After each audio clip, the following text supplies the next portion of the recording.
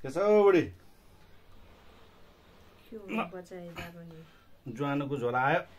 weight सधैँ ज्वाना झोल कति खानु ज्वाना झोल वेट ज्वाना झोल बाहेक अरू केही बन्दैन अब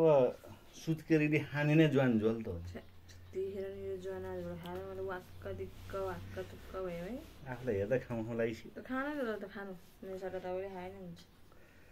तिमीले अरू खानुहुन्न के गर्छौ त अब त हुन्छ होला है बुढो अलिअलि अरू अरू चिजहरू खानु पनि अब माछा मासु खानुहुन्न अब घिउ खानुहुन्न तार लाग्ने चिजहरू खानुहुन्न फेरि महँगा महँगा पनि रहेछन् तिनीहरू के खाने त सधैँ यही ज्वाना झोल खाएर बस्ने म अब ज्वान झोल खाने भने डक्टरले खालि ज्वान झोल मात्र खुवाउनु भनेको छ महँगो अलि महँगो महँगो चिजहरू नखाउनु असर गर्न सक्छ सुत्केरीलाई भने अनि के गर्नु मैले अब महँगो चिज त भने छैन पो अलिअलि खाँदा केही पनि हुँदैन लाउनु नानी यहाँ काखमा राखेर खाना हुँदैन अब हामीसँग अब आर्थिक अवस्था पनि अलिकति कमजोरै छ अब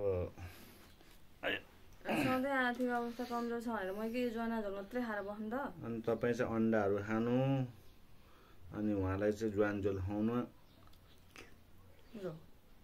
अन्डा मलाई ल्याए कि तपाईँलाई खाना ल्याएर त बच्चा समाउनु भनेर त उसलाई अन्डा खाना पो हतार पऱ्यो है त्यो जुठो हात नसुने हुँदैन के झन् बच्चा समाउनु खाना परेन त उसलाई खाना हतार परे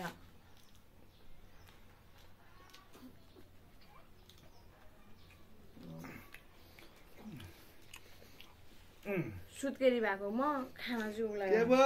नाम चाहिँ मेरो बाबा भन्देऊ भन्ला बाबा भन्देऊ खाली ज्वाना झोल भगवान्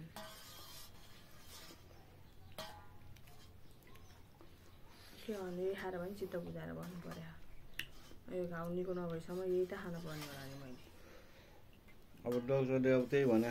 के गर्नु भने छोरी पनि भन्छे